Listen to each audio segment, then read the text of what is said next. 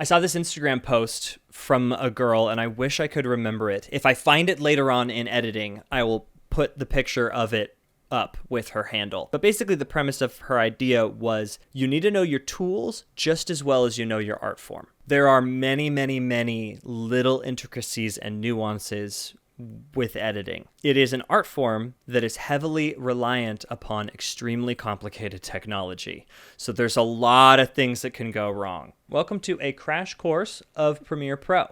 All right, what I'm going to do here is I'm going to give you a crash course understanding of Adobe Premiere Pro, while at the same time walking through all of the most basic functions of the editing workflow, so that you understand from start to finish what the basic operations of each thing is. We are going to be fast, but I'm going to try to be as thorough as I can. I want to make sure that you feel empowered and that you have all the information that you're going to need to be able to do this well. That being said, this is a crash course. This one video is going to contain most of the basic mechanics of Premiere Pro. Okay, so here we go. Welcome to Premiere Pro. This is what it looks like. Do you want to make a new project or do you want to open a project? I'm going to make a new project. I'm going to name this my first video. There's a lot of specific ways to name videos, some important naming conventions. We're not going to worry about that right now. We're just learning Premiere Pro. Eventually, we'll learn what all of this stuff is, but don't worry about it. We're just going to name it. We're going to put it where we want it. Project, choose. And then we're going to hit OK. Welcome to Premiere Pro. This is what it looks like when you first open it up. If it doesn't look like this, take your mouse up to the top here and click the editing button here. The way that Premiere works is it's essentially a collection of boxes. They're called panels. And every panel does something different. This panel shows you all the mouse button things that you can click. This panel is where we're going to import our media. Eventually, you'll understand and know how to use pretty much every single panel in the program. But these panels can be rearranged in whatever form you want in order to help you do what you're doing right now better. So that's what these tabs at the top are. These tabs at the top are called workspaces, and they're essentially just different arrangements of different panels. But you'll see some other stuff up here too. The assembly workspace makes the project panel much bigger so that it's easier to see all of your files, easier to view them, and easier to put them into an assembly. The color panel has access to a bunch of specific scopes and color options. Now, all the panels are empty right now because we haven't imported anything. But eventually, all of this will make sense. All of these panels will have their own specific options. So panels are just different windows that do different specific things, and you can drag them around. You can place them inside of each other. You can place them next to one another. You can move them around however you want. And that customization is really nice, actually. So if you accidentally move a panel or slide something around and suddenly it doesn't look how it's supposed to anymore, don't get lost or confused. Just go up to the editing tab, click the three bars, and hit reset to saved layout. That will take you back to the original setup. You can drag panels and resize them. And you're welcome to do this immediately if you would like. Obviously, set up however you want. So you now know how to use all of Premiere Pro. And obviously not, because you don't know what each of the panels do. But that's all you have to do now, is just learn each of the panels. What does this panel do? What is it used for? How do you manage it? It's that simple. Now, we're going to go through all of the main panels, all the ones that I use the most, all of the most important ones for you to understand, and we're going to do stuff with them. We'll give you a little example of how to use each one. First panel, Media Browser. The Media Browser essentially allows you to browse all of the files on your computer. This is one way to import your files. And I say one because there are a lot of ways to import. We'll go through all the ways later. This is the one that I'll teach you now. These are all the local drives that I have in my disposal. I'm going to go to the location of the files that I want to import. I want to import this whole folder. So I'm going to right click. I'm going to click import. So we hit import. Where did it go? It went to the project window. This will be named project : whatever you named your save file. So that's where this imported to. Now, if your panel doesn't look like this, you can click these little thumb boxes down here. There are different ways to view. There is the list view, which is my preferred view.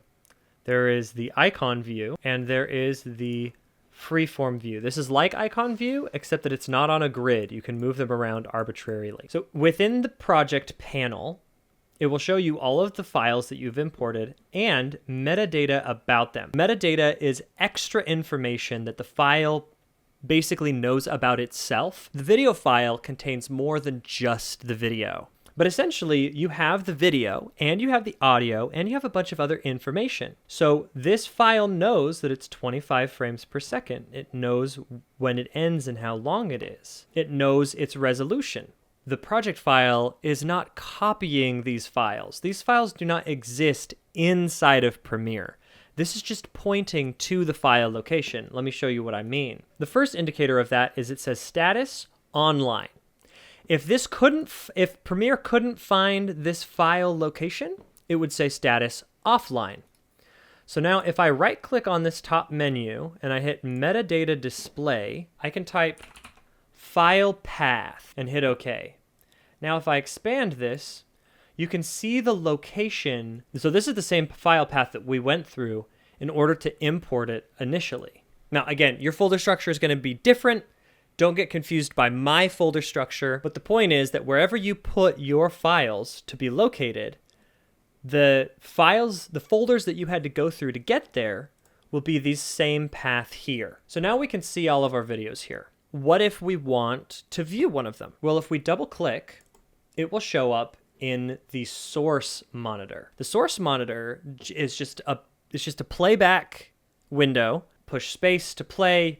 You can push space to pause. Something that you'll notice are a few extra things that you don't normally have in a video player. The first one is this counter right here. Now this counter is counting the exact frames that we're on. So we are currently 2 seconds in and 22 frames in. The basics are, video, like we've talked about, is a sequence of pictures, and you play back pictures fast enough that you basically convince the human eye to lie to the brain and to tell it that it thinks it's seeing moving images when it's not. It's just seeing a series of pictures. Typically, you're going to either have 24 frames a second or 30 frames a second. We've just kind of decided that's how we like to do it.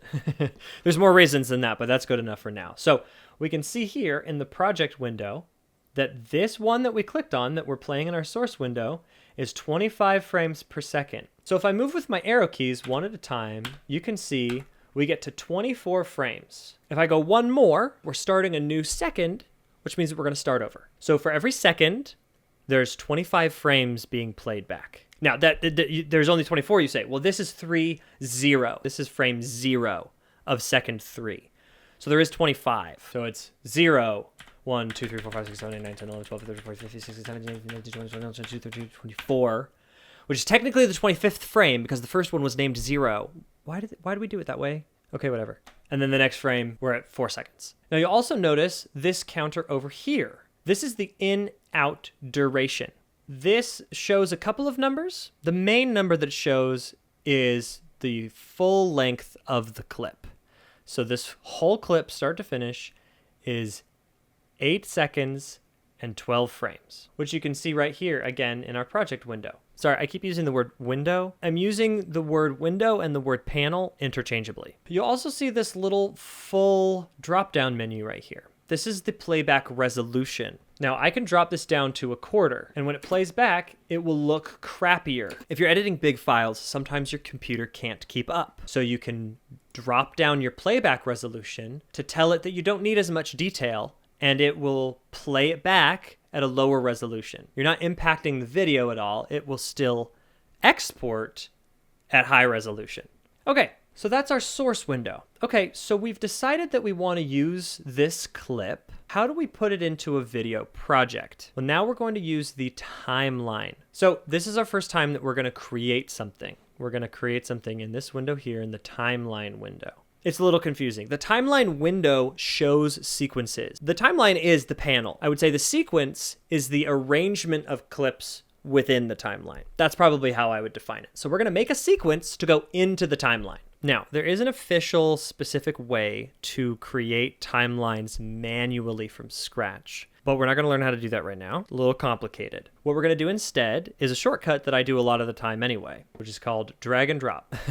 So you're just going to click on your clip. You're going to drag it over to the timeline window, the timeline panel, which is empty.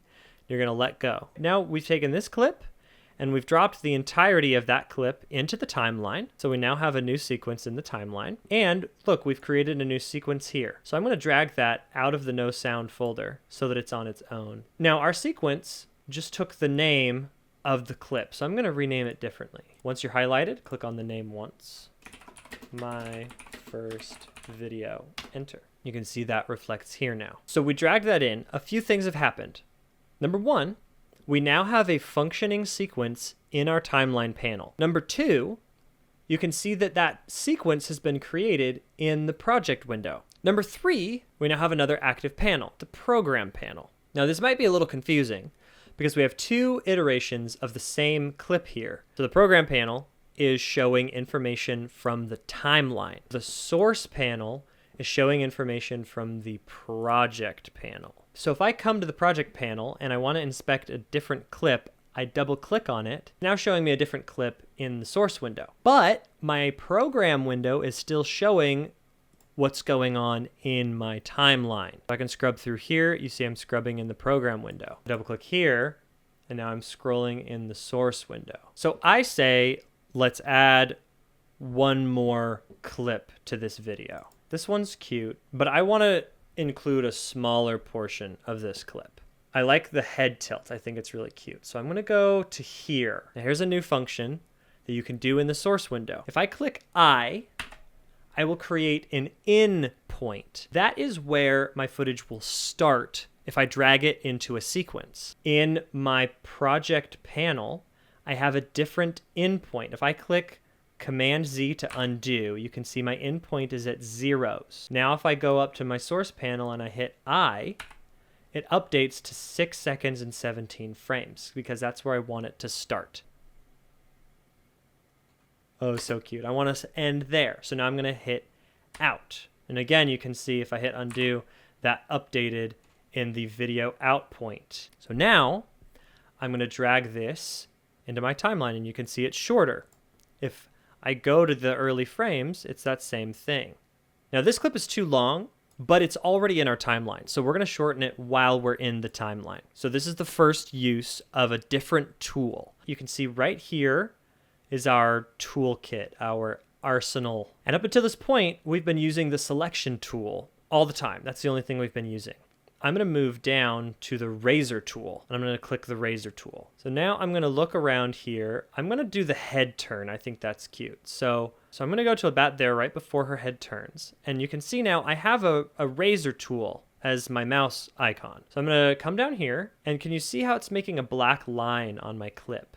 What's going to happen when I click is I'm going to cut the clip into two halves. So I'm going to hold it over my playhead where I found the frame that I want, and you can see it's kind of snapped to that. So now I'm going to click, and now you can see I have made a cut. So I'm going to hit play until I want it to stop.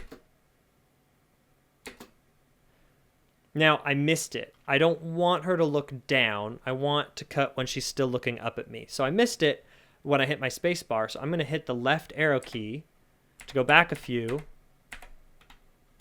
Okay, right there. So now I'm going to come down again, razor again, boom. Now I'm going to go back and I'm going to click on my selection tool again. Now I'm going to click on the clips that I don't want. Click that. I'm going to hit backspace to delete it, or you can hit delete to delete it. Either way works. Okay, so now this is good, but if I go to the beginning and I hit play, it's just black. And then all of a sudden there's a dog, and now there's not a dog anymore. All the place where you don't have a clip is just dead space. So we need to move these together. So I'm going to drag it to the front. I'm going to drag it to the front. Now, you may notice when you get close to other objects, it kind of pops into place. The reason for that is this little magnet right here. This is called snapping, and it makes it a lot easier to not have to be frame perfect with your mouse movements. It's kind of smart where it thinks you might want to be putting your mouse, and it'll just snap things for you. Now, again, this is a non-linear editor. So maybe I actually want this clip second. So I'm going to drag to the end. Now I want to move both of these clips together because I like how they're arranged. So I'm going to click and drag and then move. So I know that might have felt a little bit elementary. Hopefully that was helpful. Hopefully it wasn't too basic. It might have felt a little bit elementary for some of you. But as you start to mess around with it and you start to realize how Premiere thinks, it'll become less and less intimidating and it'll just make sense. It is pretty straightforward. You see a box, you move the box around. The timeline is just a visualization of what's going to be happening in your video. And anything on top of the first layer is going to be on top of the base layer in your video. Now, this clip is vertical instead of horizontal, and I think it's too close up on her face. So we are going to move on to our next window, Effect Controls. Click that there. So I'm going to come down. I'm going to click on this clip. And now we have all of these options. Motion, opacity, and time remapping are always a default here. Now I want this dog to not be so close. So I'm going to go to the scale. I'm just going to click and hold and move my mouse to the left. And then that will allow me to drag the number down. 69, that's a magic number. And I think right there is good. So now I would like to have something in the background here because it's really black. So what I'm going to do is I'm going to, I think, do a blurred version of the dog in the background. I'm going to teach you two different ways to do this. Way number one, you click, you command copy, you move to a safe spot, you command paste, you drag it up, you drag it over so that it aligns with your original clip. And now I have two of the exact same video. You can't see the second one because it's underneath, but they're both there. That's one way to do it. There's another way too. So first, you have to be selected. So select the clip. Now, click and hold Alt, and then click with your mouse and drag up to a different layer and let go. Normally, if you don't click Alt, you will just drag the clip and move it. But if it's selected and then you hold Alt and drag up, you're making a duplicate of the clip. So now we have two. Now what I would like to do is make the bottom one bigger. So I'm going to go back up to scale and I'm going to click and drag the other way. So I'm going bigger than 100. I want it to fill the screen. Now if we go back and play that, it's too distracting. So now we're going to add our first effect. So we can go to the effects panel. I'm going to add a blur. So I'm going to type blur. And I'm going to add a Gaussian blur. So there's two ways to do this. You can either be selected on the clip so that it shows up in the effects control panel, and then you can drag the effect underneath in the effects control panel, and now it will show up. Or you can click and drag straight onto the clip in the timeline. So now we have the Gaussian blur turned on, and all we have to do is click and drag to turn the blurriness up. About 100, I think, is good. That's blurry enough that it's not distracting anymore. So now if I click on my timeline and I click home, that takes me to the first frame of my sequence. And I push space to play.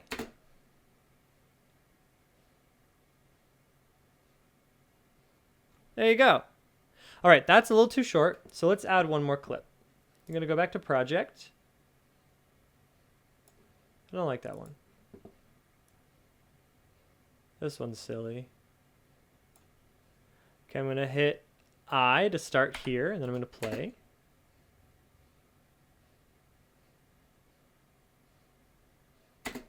I'm going to hit O to end, and then I'm going to click from the video. I'm going to drag it in to my timeline.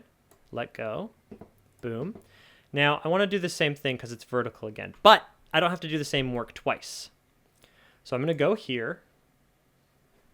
I'm going to open effects controls. I'm going to click motion. I'm going to click copy. Now I'm going to go over here and I'm going to click command V to paste. And now I've copied those effects. Now I'm going to hold Alt and drag to duplicate. Now I'm going to go to this. I'm going to go to this one's controls. I'm going to copy that motion. I'm going to paste it to the bottom one. Now it's big. Now I'm going to go back. Now I'm going to go back here. I'm going to copy the Gaussian blur settings, and I'm going to paste it here. So now we've done it again. So now I'm going to be in my timeline. I'm going to hit home and hit play.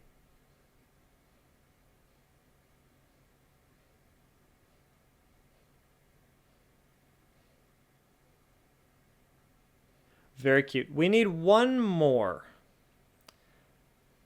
I don't like going from close-up to close-up. So I want one that's more far away.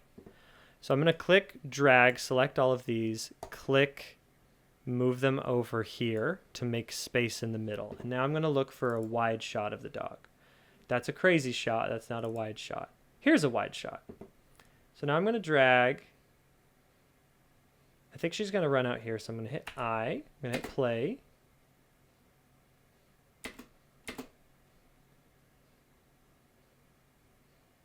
Okay, so this was the wrong one, so I don't want that I actually. So I'm going to right click, and I'm going to hit clear in.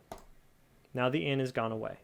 I could have also hit undo, but sometimes you want to hit clear instead.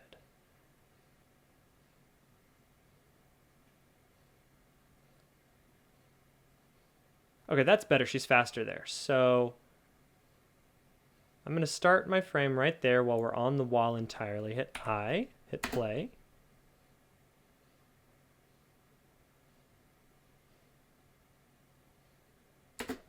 And I want to start before the blur, so I'm going to hit my arrow keys to go back a few frames.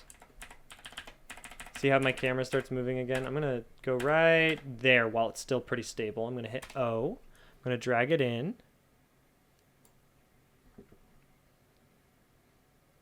All right.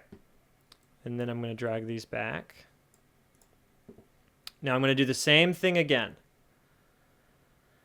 I'm going to go here. I'm going to go to Effect Controls. I'm going to copy the motion. I'm going to paste the motion. I'm going to Alt drag to duplicate. I'm going to go to my original one. I'm going to go and I'm going to copy the motion. I'm going to paste it onto the clip that I want. Then I'm going to go back to the original one. I'm going to go to Gaussian blur. I'm going to copy it. I'm going to go back to the clip that I want. I'm going to paste it. Boom. And I'm going to hit home. I'm going to play.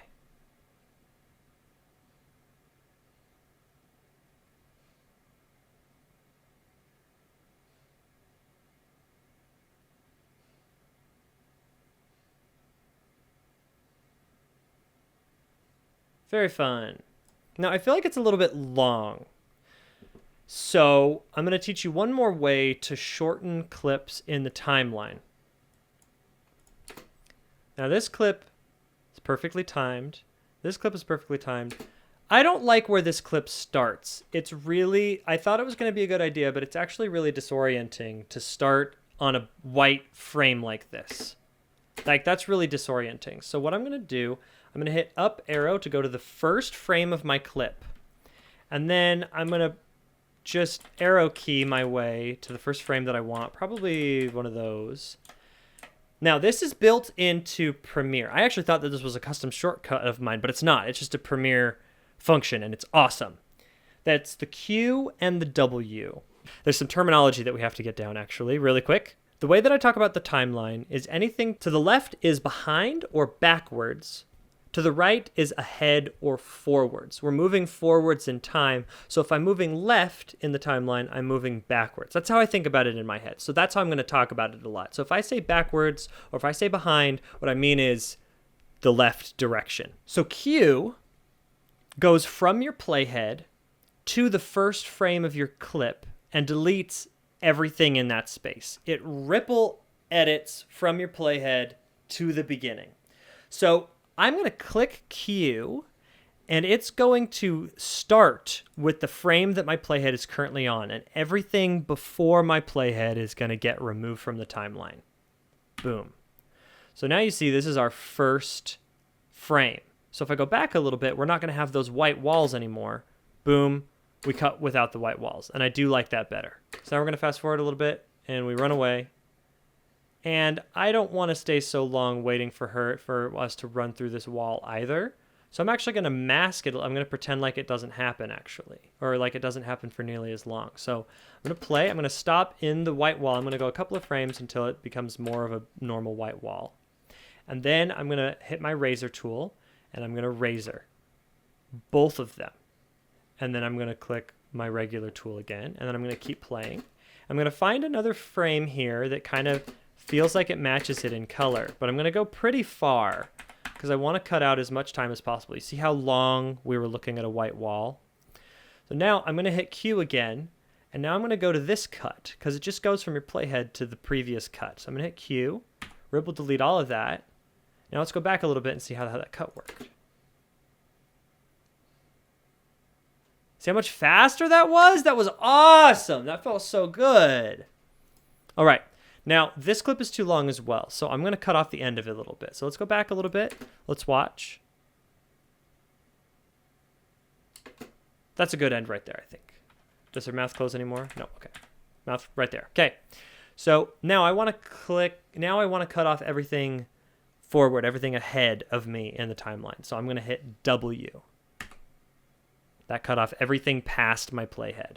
So everything beyond where my playhead is now, all of this is going to get cut. So I click W, boom. Now I'm going to hit home to go to the beginning of my timeline. I'm going to hit Command S. That's a habit to get into, by the way. Premiere autosaves, but I'm paranoid about, see, it just did it there. But I'm paranoid about losing my work. So I hit Command S after doing almost everything. It's just like a response. It's just a reaction at this point. So that's why I'm doing that. That's why you'll see that. So here we go.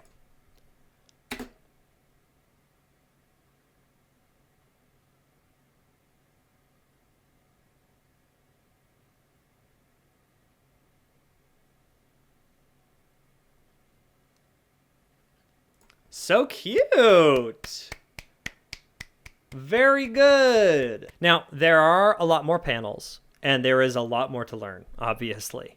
But that's all the basics that you need to know. I mean, you can make a lot of kinds of videos with this now. You just need the footage. Okay, that was a lot. There are some other content creators and YouTubers who, quite frankly, are just better at teaching some of these basic mechanics of these softwares than I am. So I'm going to also include some lists, some links, some playlists to those people's videos. Some of my favorite beginner Adobe Premiere tutorials. Adobe Premiere also has some tutorials built in, and obviously you're more than welcome to do those as well.